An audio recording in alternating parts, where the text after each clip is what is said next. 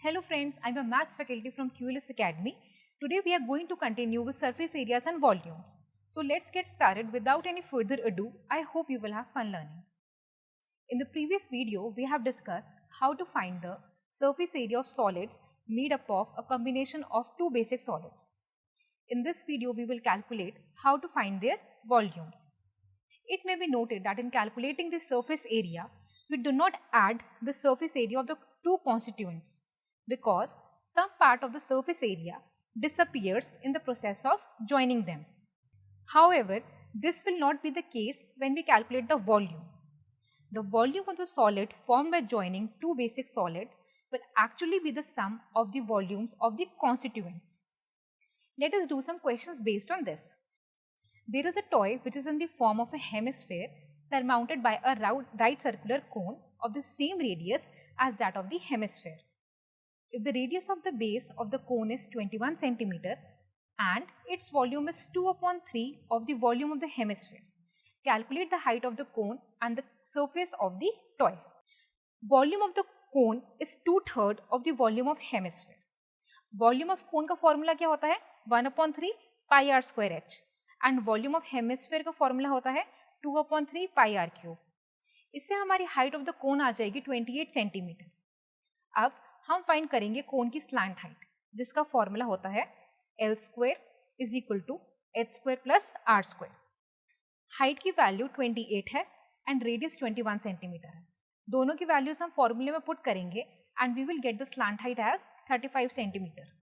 अब हम कैलकुलेट करेंगे the surface area of the toy. Toy जो है वो हेमिस्फेयर है एंड राइट सर्कुलर कोन का बना है, मतलब हमें दोनों के सरफेस एरिया को ऐड करना होगा. हेमिस्फेयर का surface area 2 pi r square होता है एंड राइट सर्कुलर कोन का surface area pi r l होता है. Putting the values and calculating we will get the surface area of the toy as 5082 centimeter square. Next question is, there is a juice seller who serves his customers using a glass. Inner diameter of the cylindrical glass is 5 centimeter, but the bottom of the glass has a hemispherical portion raised which reduces the capacity of the glass.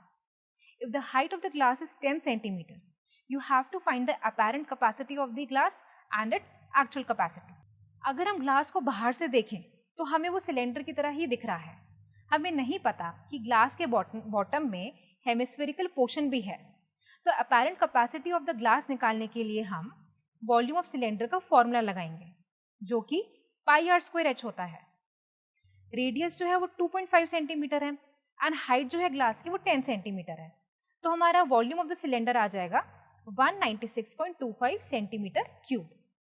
ये हमारी आ गई glass की apparent capacity. अब हम find करेंगे actual capacity of the glass. Actual capacity of the glass will be equal to apparent capacity minus volume of the hemispherical part. Volume of hemisphere होता है 2/3 पाई are cube, जहाँ पे r जो है it is equal to 2.5 centimetre. तो volume आ गया 32.70 centimetre cube. Actual capacity निकालने के लिए दोनों को माइनस करेंगे तो we will get 163.55 centimeter cube. The last question for today is, there is a cylindrical road roller which is made up of iron and it is 1 meter long. Its inner diameter is 54 centimeter and the thickness of the iron sheet rolled into the road roller is 9 centimeter. You have to find the weight of the roller if 1 cubic centimeter of iron weighs 8 grams. इस question में हमको cylinder का volume निकालना है. Question में हमको inner diameter दिया है जिससे हम इनर रेडियस फाइंड कर लेंगे. रेडियस निकालने के लिए हम डायमीटर को डिवाइड करेंगे 2 से एंड हमको आउटर रेडियस फाइंड करना होगा. एंड ऐसा करने के लिए हम इनर रेडियस में आयरन शीट की थिकनेस को ऐड करना होगा. Volume of cylinder will be equal to pi into H into capital R square minus small R square. Capital R मतलब outer radius and small R मतलब inner radius. Values put करके and calculation के बाद हमारा volume of cylinder आ जाएगा 178,038 centimeter cube. Weight of 1 centimeter cube is 8 grams. तो weight of 178,038 centimeter cube कितना हो जाएगा? 178,038 into 8 मतलब 1424.304 kgs. So friends, this is it for this session. We learned how to find the volume of solid objects. I hope you had fun learning. For any queries or information, you may visit the link given below. Thank you.